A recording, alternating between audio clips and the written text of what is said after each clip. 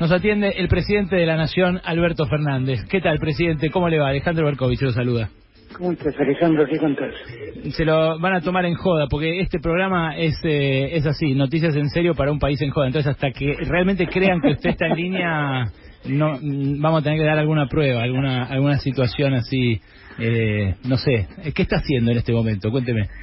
En este momento terminamos de ver con Santiago Cafiero, con Julio Vitovelo, con Ben Ibarra y con Gustavo Vélez una encuesta que nos trajeron sobre cómo está el clima, sobre el coronavirus y esas cosas. Ah, ¿y cómo está el clima? Está bien.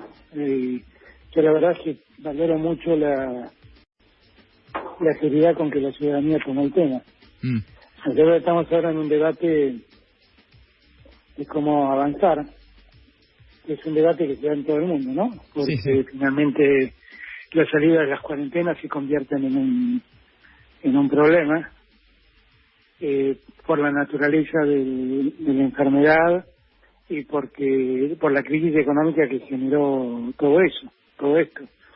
Pero lo que veo es una muy alta percepción de la gente de valorar lo que se ha hecho, de respetar la cuarentena, de querer una salida ordenada, de cierto temor de la gente a que una salida desordenada haga perder el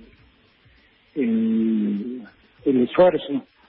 Yo estoy muy agradecido a los argentinos porque tomaron muy responsablemente el problema. Bueno, ahora lo que hay es en una parte de la población algo de urgencia económica y eso quizás coincida con presiones a la vez empresariales para que la cuarentena se flexibilice de un modo un poco más acelerado.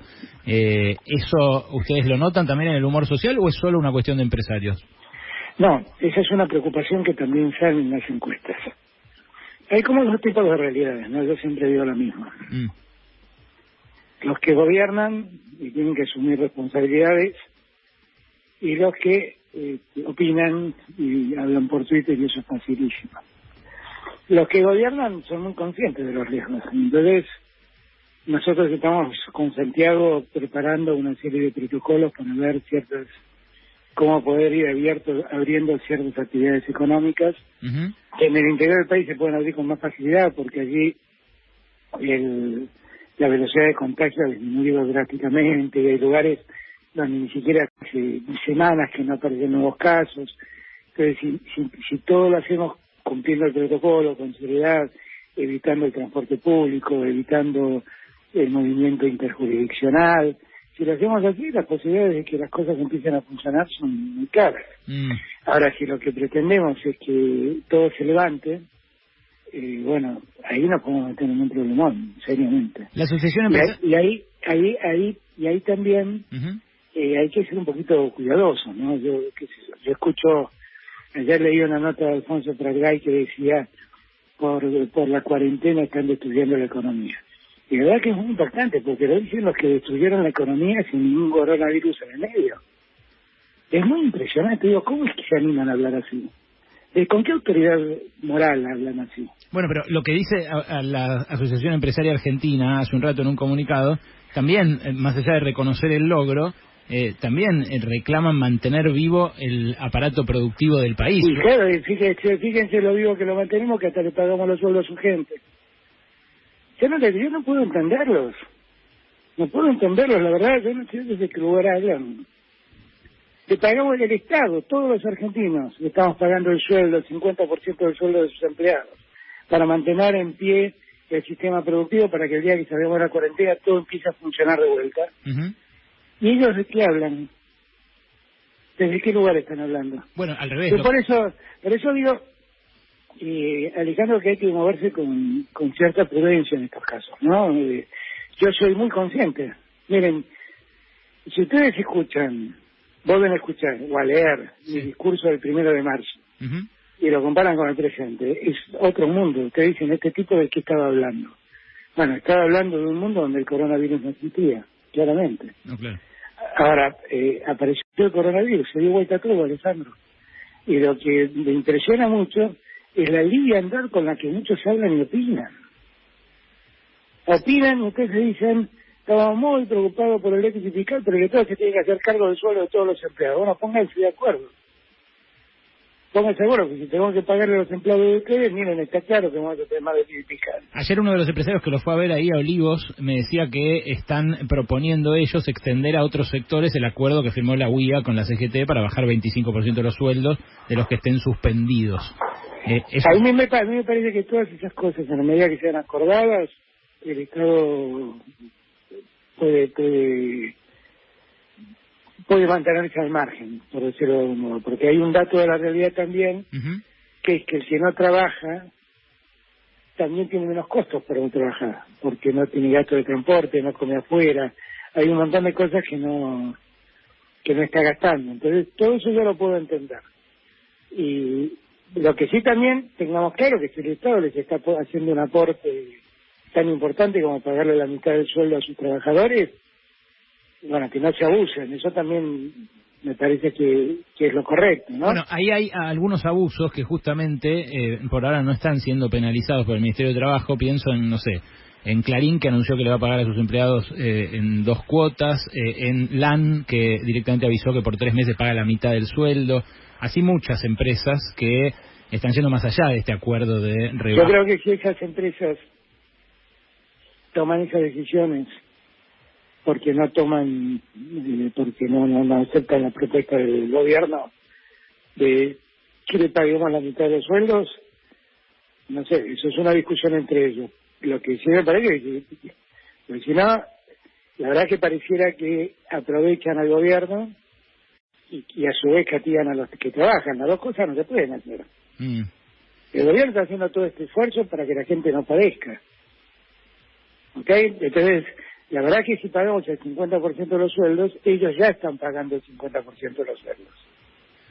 Pero si además dicen, no, hay que hacer una rebaja del 25% de los sueldos, y el Estado pone el 50%, ellos están pagando el 25% solo. Y ahí me parece que hay una posición, no sé, que por lo menos no parece muy justa.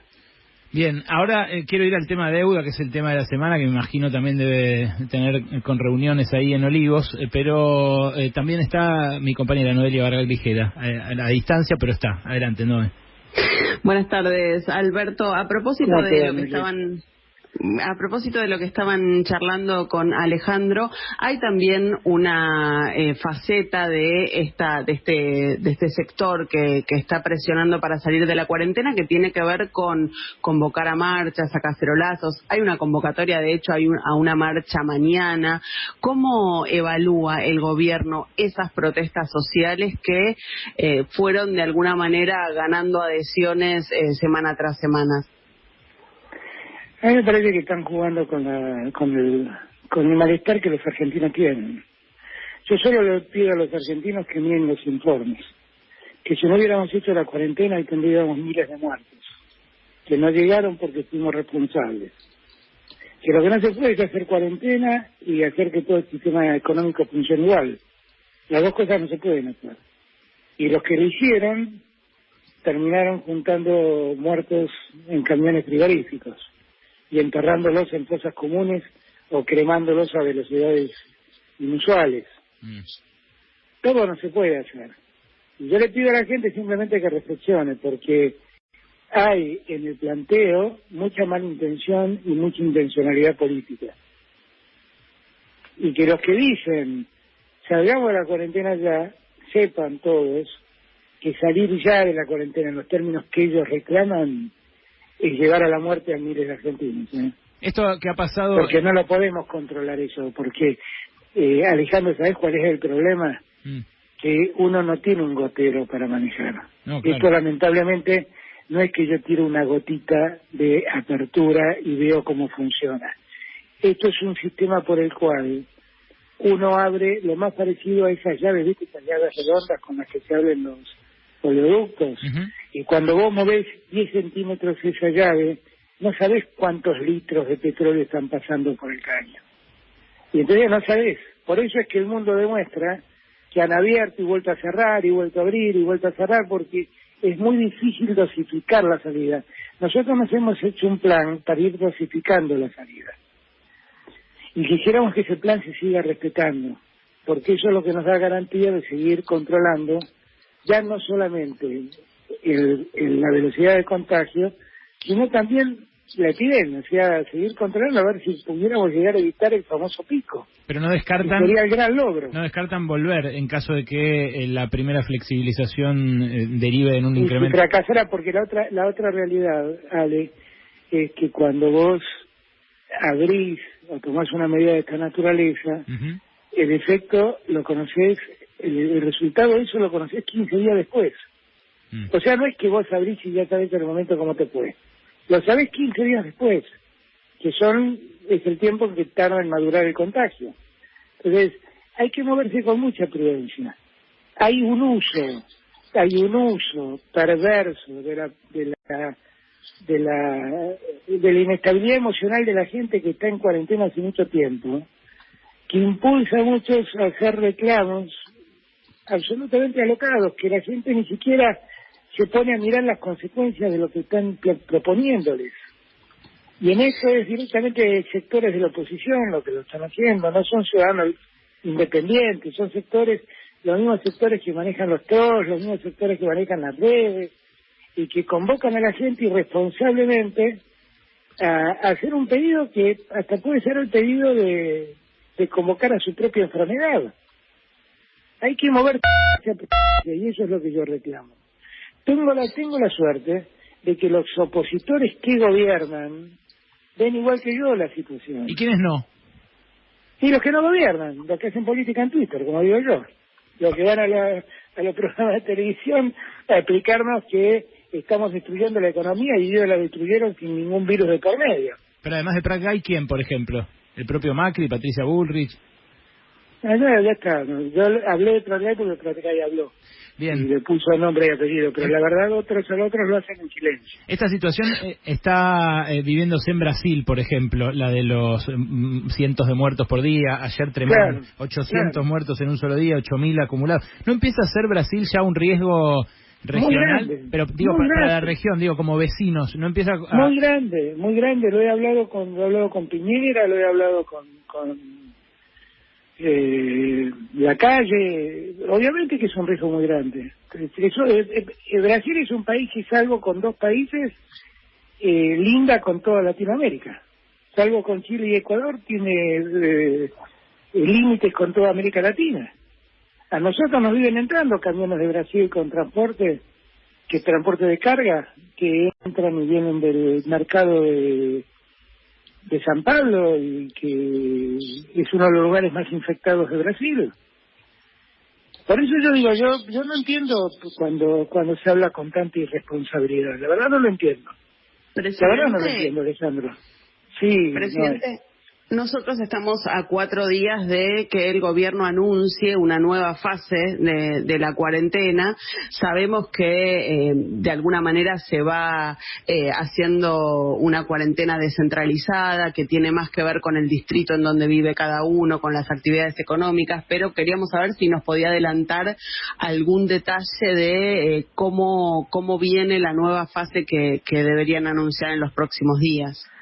Mirá, hoy por hoy estamos cumpliendo los objetivos que nos hemos fijado. O sea, si vos mirás la columna siguiente a la que nosotros presentamos el otro día, sí, estamos logrando que ya estamos muy cerca de que la velocidad de duplicación del contagio sea de 25 días. Ya estamos muy cerca. Con lo cual es muy posible que cumplamos el objetivo. Y en esa fase podamos hacer una apertura mayor de casi el 75% de la gente, para que pueda circular el 75% de los argentinos en toda la Argentina, estoy hablando, ¿Eso es lo que viene hablando estos días con los gobernadores? Este es el plan que tenemos. Todo es que no tenemos plan, este es el plan que tenemos. Si cumplimos los objetivos podemos abrir, si no lo cumplimos tenemos que sostener un poco más el plan que está en marcha. Ahora, lo que estamos trabajando con Santiago y con Ginés, básicamente, y con Guado, es tratar de organizar el protocolo de una serie de actividades económicas, de distintos, hasta la industria automotriz estamos viendo. ¿Y cuál es la idea? Es decirles, miren, gobernadores, si las industrias se abren siguiendo estos protocolos, entonces podemos empezar a volver a tener actividad. Pero tengamos en cuenta una serie de condiciones ad inicio. Primero, evitemos el transporte público, con lo cual las empresas ocúpense de transportar a la gente en medios propios. Segundo, evitemos el transporte interjurisdiccional. Tratemos de que trabaje la gente de la zona en el lugar. Después están todos los recaudos sanitarios, ¿no? Tomar la temperatura, estar muy atento a los síntomas.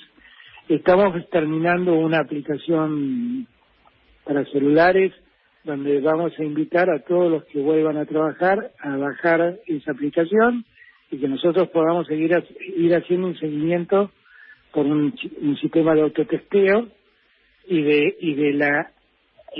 cuidado sanitario que cada empresa tiene que tener. ¿Esto ya mismo? De ver cómo están. ¿Esto sería desde el 11, ahora en la próxima fase? Bueno, estas son todas cosas que estamos ya terminando como para esta nueva etapa.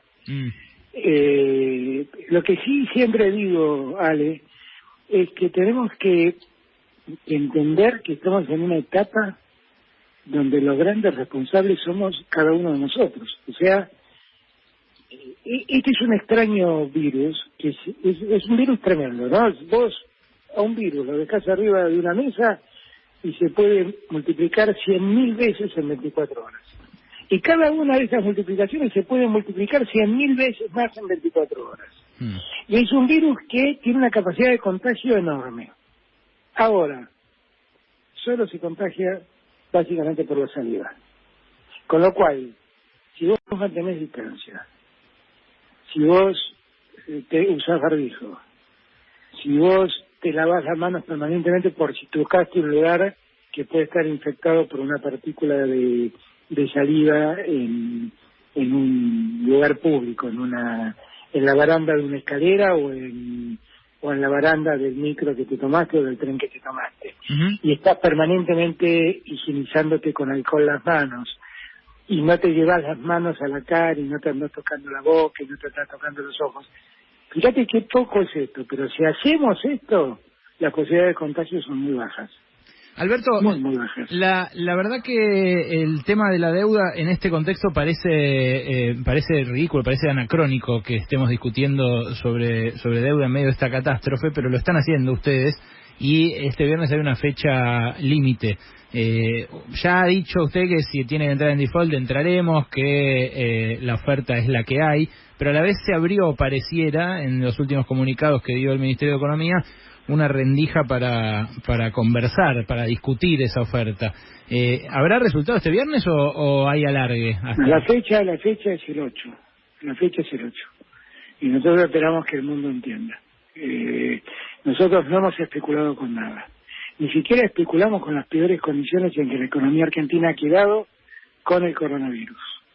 Confiamos en reponernos, en poder cumplir en el futuro las obligaciones que queremos y podemos asumir. ¿Usted participó personalmente de alguna charla o fueran todas del...? No, yo no participé en ninguna charla por decisión personal, porque quise que el gobierno tenga un solo, como lo tiene, un solo vocero, que es Martín Guzmán. Bueno, usted sí ha hablado con el Fondo Monetario, en su momento con Cristalina Georgieva. No, con el fondo sí, pero el fondo es una situación distinta. Ellos no deberían, al margen de apoyar la quita, ¿no podrían hacer también una muestra más de compromiso o de que entienden su corresponsabilidad y también hacer una moratoria de su parte de la deuda? Lo dicen un par de economistas que firman esta carta de apoyo a la Argentina hoy, ¿eh? Eso es un tema que habrá que charlar con el fondo cuando llegue el momento de hablar con el fondo.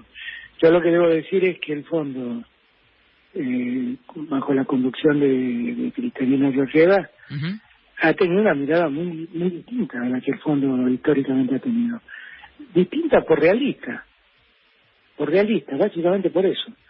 Que ahora con el fondo vamos a tener que discutir la salida de la mirada realista, ¿no? O sea, en este escenario realista que vemos, ¿cómo salimos? Bueno, espero que siga habiendo una mirada realista en el fondo. A futuro, todavía eso no lo abordamos. Bien, ¿a futuro se podrán cambiar las reglas para que endeudarnos no sea tan fácil como fue durante el macrismo? Y yo creo que deberíamos hacerlo, Ale. Mira, yo tengo la impresión, escuchaba recién la promoción de de tu programa mientras esperaba que empiece el reportaje. Sí. Yo quiero aclarar una cosa, porque yo a Alejandro Bercoy, que lo conozco hace mucho tiempo, como muchos periodistas, y siempre lo he tuteado, y lo tuteo con todo el respeto del mundo. Como vos me empezás a tratar de usted, Sí. me siento medio en falta. Y pero... no, bueno, yo también, pero ahora es presidente, qué sé yo, no sé. Y bueno, no, pero se puede porque el respeto no pasa por ahí, el respeto no pasa por ahí. Pero yo creo, Alejandro, que el mundo va a cambiar, inexorablemente va a cambiar. Porque no podemos ser seres humanos y no darnos cuenta de las experiencias que vivimos. En el 2008 muchos creímos que ese capitalismo financiero y especulador se había muerto después de las hipotecas subprimes. Pero no, se durmieron una siesta y volvieron. Ahora resulta que el mundo mira absorto como un ser invisible al ojo humano, se lleva puesto a los consumidores y los precios ficticios que las empresas tenían producto de la especulación en la bolsa de comercio se empiezan a volver precios reales y se desmoronan imperios. Y el precio del petróleo, por una disputa, se convirtió en un precio absurdo. Y lo que vemos es que el mundo se ha desmoronado y que también nos ha dejado enseñanza. Así que cuando en los tratados de Kioto y de París se hablaba de cambio climático, la Argentina firmó esos acuerdos y se hablaba de la necesidad de ir reemplazando los combustibles fósiles y nos decían no, eso es imposible porque eso significaría una caída del Producto Bruto Mundial de 4 puntos y ahora resulta que aparece un virus y el Producto Mundial puede caer 10, 12 puntos. Y la verdad es que nosotros, yo me pregunto, ¿qué estuvimos discutiendo? Bueno, pero en esa transformación, el rol de gobiernos como el sur, como el tuyo, van a tener un rol y... Pero es que yo por eso lo estoy planteando. Pero por eso te digo... Se lo plantea Macron, una cosa se lo plantea a Merkel y se lo plantea Conte y se lo plantea Pedro Sánchez. Merkel, por ejemplo, una de las cosas que te dijo es: no entiendo por qué los ricos argentinos son tan reacios a pagar impuestos. Es verdad. Bueno, y es una pregunta que nos tenemos que hacer todos. ¿Y por qué a un mes de que trascendió la existencia del que iba a ser un proyecto de impuesto a las grandes fortunas, todavía no hay proyecto? ¿Va a haber proyecto? Porque hasta acá tardaron en ponerse de acuerdo cómo sesionar los diputados y los senadores. A mí me causa gracia porque la oposición dice, no, Alberto Fernández está aprovechando de que no funciona el Congreso, y los que inicialmente no quisieron sesionar fueron ellos. Después les agarró el apuro y entonces se organizó todo este sistema virtual. Yo no sé si es un problema del Congreso. Está bien, pero esas son cosas burocráticas. Pero lo que yo quisiera es que todas estas cosas se traten. Pero quisieras que haya un impuesto a las grandes fortunas que ayude a solventar... Yo no sé si la palabra es impuesto. Yo lo que creo es que puede haber un aporte excepcional en este momento de las grandes fortunas. Esto sin negarte que yo creo que el sistema impositivo argentino es profundamente injusto. Cuando vos mirás que el mayor aporte de ganancias lo hacen los que viven de un sueldo, te das cuenta lo injusto del sistema. ¿Eso se puede modificar como parte de esto? Claro que se debe modificar. Es muy injusto lo que está pasando, Ale. Bueno, le dice Piketty en el reportaje que le hicimos ayer, y es uno de los que firma ahora el apoyo a la oferta argentina. Él dice, los impuestos patrimoniales en general tienen muy poco peso, pero yo me pregunto, concretamente, ¿ustedes a qué sector de la población quieren llegar con esta contribución excepcional? ¿100.000 personas? No, bueno, pero eso es lo que están organizando en diputados, de acuerdo al proyecto que yo vi y que hablé con Carlos Heller y Máximo. Es un proyecto que afecta a 11.000 argentinos que son poseedores de un patrimonio total, entre los 11.000, de 1.300 millones de dólares. Eso declaran. Esos serían los únicos afectados. Eso declaran, digamos, eso declaran. Después. Exactamente. Pero eso es así, eso es lo declarado, si querés.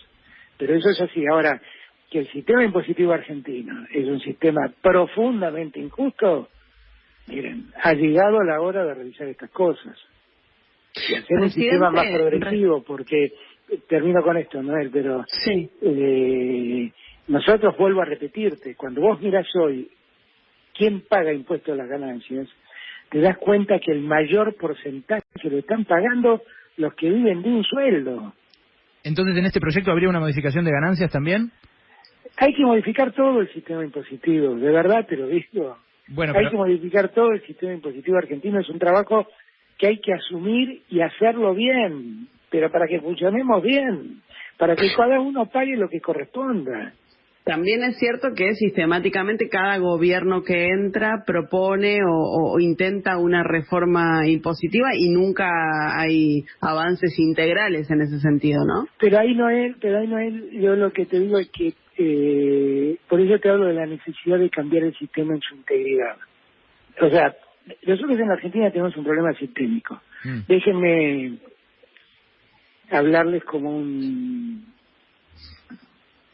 políticamente no es correcto porque un presidente nunca debe perder. Es un programa medio en joda igual, no se su preocupe.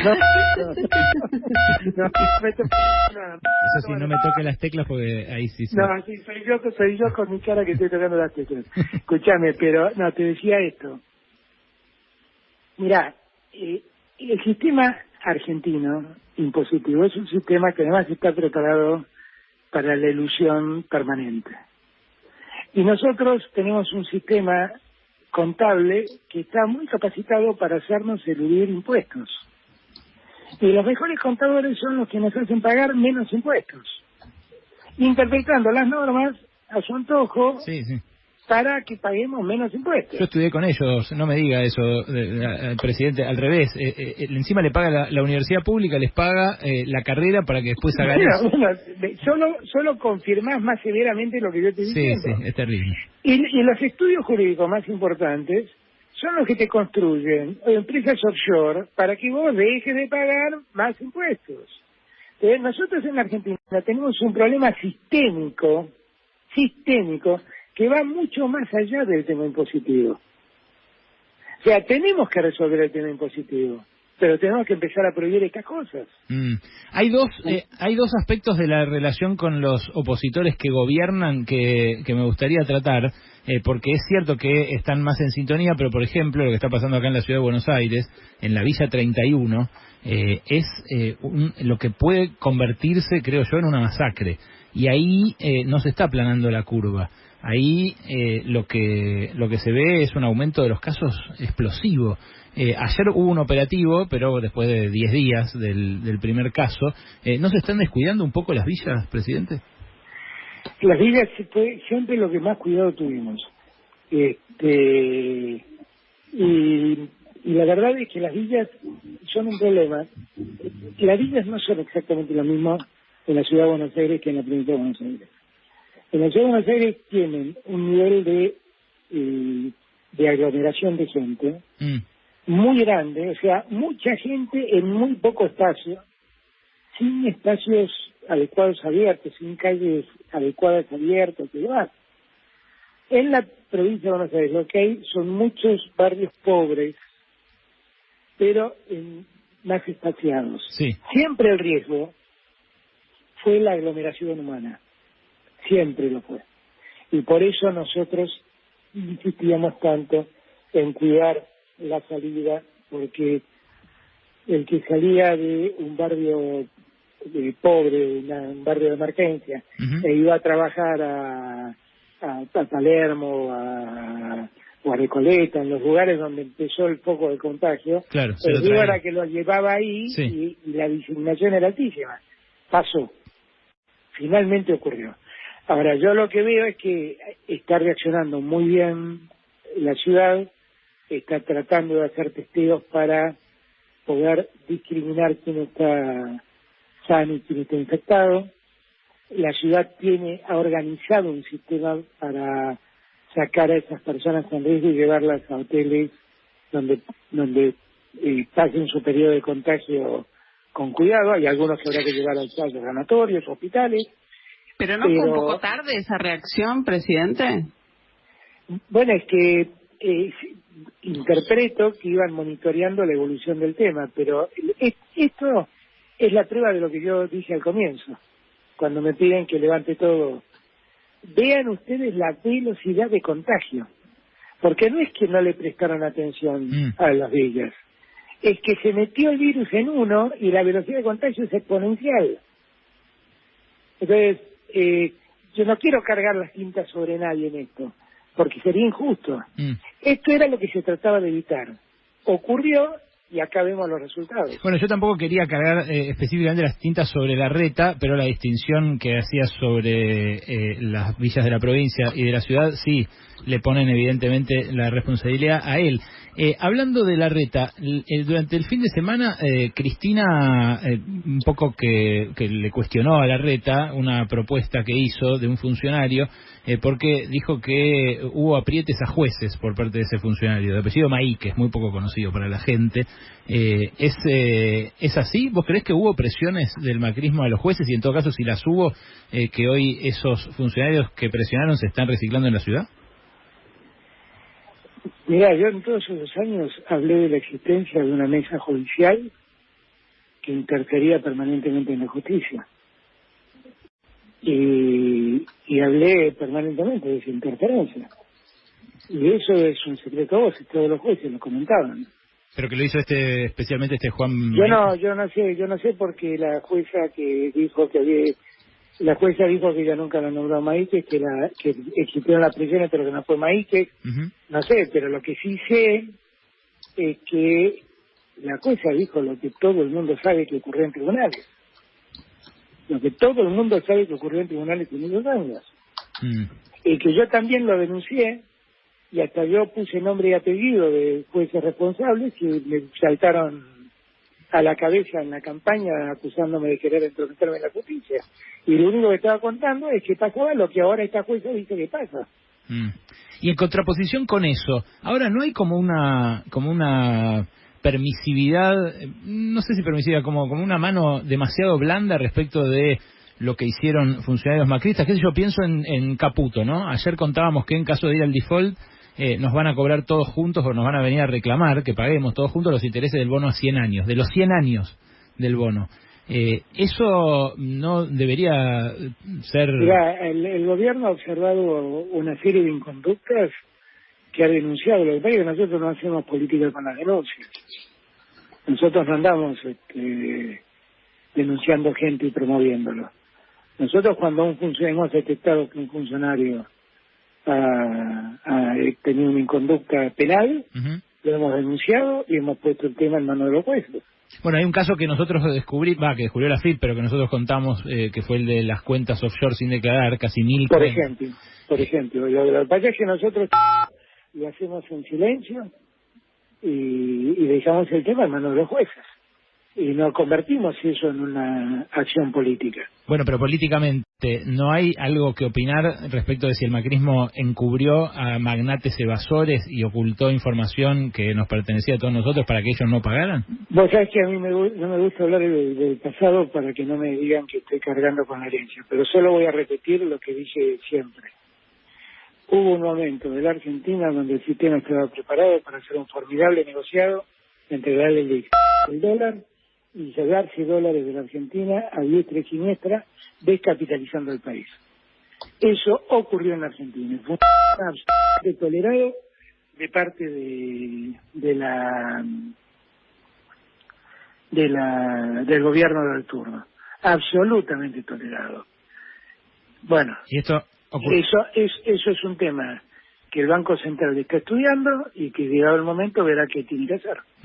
Y ahora hablando del Banco Central, ¿siente que le están marcando un poco la cancha con el dólar a 120, el contado con liqui, los incrementos? Vos sos conocedor de cómo funciona todo esto. Estamos tratando de cerrar un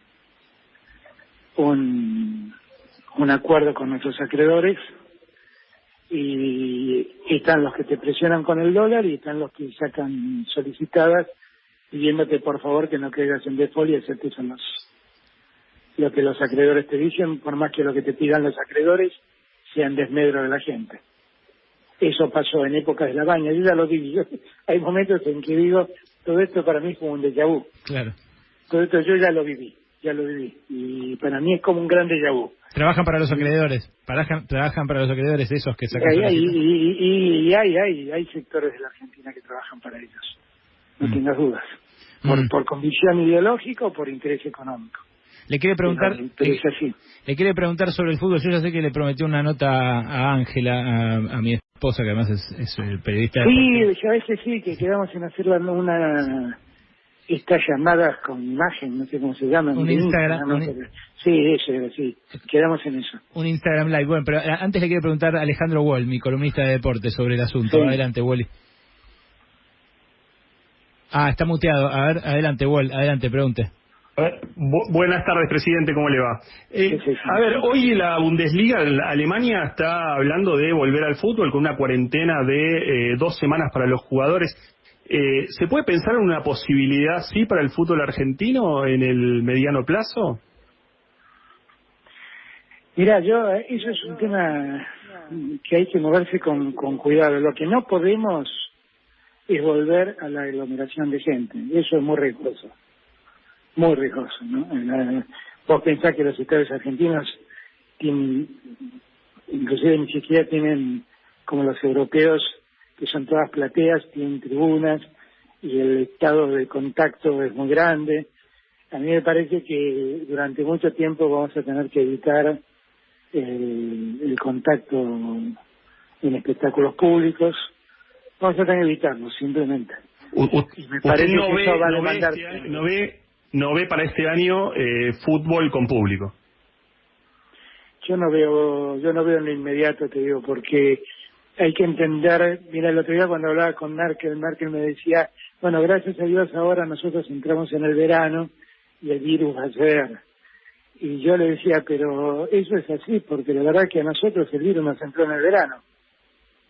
Y en Ecuador hizo un estrago, por lo tanto, no es verdad que sea un virus del invierno. Es un virus que afecta a las vías respiratorias como muchos virus que aparecen en invierno. Uh-huh. Pero el virus funciona, entre comillas, maravillosamente bien en pleno verano y con temperaturas muy altas. Entonces, yo creo que hay que ser cuidadosos con eso. Por ahí podemos empezar a disfrutar del fútbol por televisión y tenemos que ver también los riesgos del contacto físico entre los jugadores. Eso también es muy importante, ¿no? Poder tener un testeo permanente de la salud de los jugadores. Y una más... El fútbol finalmente es un... Mirá que amo el fútbol, y no sabes lo que lo extraño. Y ahora que me enteré además que Argentina se entró en la Libertadores, no sabes la gana que tengo de que vuelva al fútbol. Pero apelo más a ese Alberto Fernández más futbolero. Apelo a ese Alberto Fernández más futbolero. En la AFA se está hablando, bueno, de la suspensión de los descensos no solo este año, sino el año que viene. ¿Le gusta la idea de un torneo con tantos equipos? ¿O le gustaría que porque se habla de hasta 30? Lo que pasa es que el fútbol ha cambiado mucho, te voy a ser muy sincero. Ha cambiado mucho y se ha convertido, tiene mucho de negocio y interviene la televisión y hay mucho mercantil con el fútbol, distinto a cuando yo era chico. Pero te confieso que a mí me encantaban esos torneos largos, el metropolitano, el nacional, eso que eran ida y vuelta y el Juan 30 y tantos equipos, esos me encantaban a mí, me encantaban. Pero bueno, qué sé yo, no sé, ya mi opinión en este punto me parece que vale poco. Sí, tampoco va a manejar la longitud del torneo, Alberto. No puede estar en todo. La que me quedé con ganas de hacerle también una sobre el sistema de salud, que es un poco vieja, porque ya quedó atrás la polémica, pero hay mucha gente que dice, yo pago la prepaga y quiero tener acceso a una cama sí o sí, tiene que estar tabicado, dicen, el sistema privado y el público. Y cuando fue hace 2 o 3 semanas esta discusión que Ginés dijo en una sesión con diputados que bueno, que podía haber un comando centralizado para la cuarentena, para la pandemia, esa gente salió a protestar. ¿Qué les dice a ellos? Que en verdad lo que nosotros hablamos es de coordinar los esfuerzos, simplemente. Porque no vaya a ser que esto, que es una enfermedad que atacó a tantos ricos, los termine dejando sin cama al servicio de la salud privada y necesite de la salud pública. Entonces, la verdad lo que nosotros hablamos es de coordinar esfuerzos. Ahora, cuando vos revisás el mundo, España, por ejemplo, directamente estatizó sanatorios privados. Claro, por eso surgía la pregunta y tiene Sí, sentido. yo no creo que tengamos necesidad de semejante cosa. Lo que sí tenemos es necesidad de coordinar esfuerzos, porque por ejemplo esto es bueno también para decir. La vez pasada cuando estuve en el Malbrán, Uh-huh. el Malbrán se cansó de hacer tests. Vos sabés que en América Latina los tests del coronavirus se cobran. Solo son gratis en México, en Venezuela y en Argentina.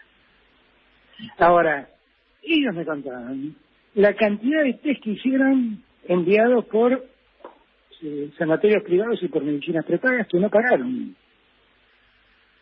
Entonces, yo digo estas cosas Sí, claro. para que entendamos la distorsión del debate. La distorsión del debate. Claro, capaz terminen usando al revés, los de prepaga, alguna cama en hospital público, ¿no? Exactamente. Sí. Exactamente. Bueno, después en campaña, y esta no se la puedo dejar de hacer, tiene que ver más bien con la relación que tiene este programa con sus oyentes y también con nosotros mismos. En campaña nos prometió que iba a despenalizar el porro. Y no me digas eso. Bueno, que ningún me obliga a pelear. Yo me comprometí con con el tema del aborto, que definitivamente he sido tan comprometido como el primer día. Bien. Eso la deja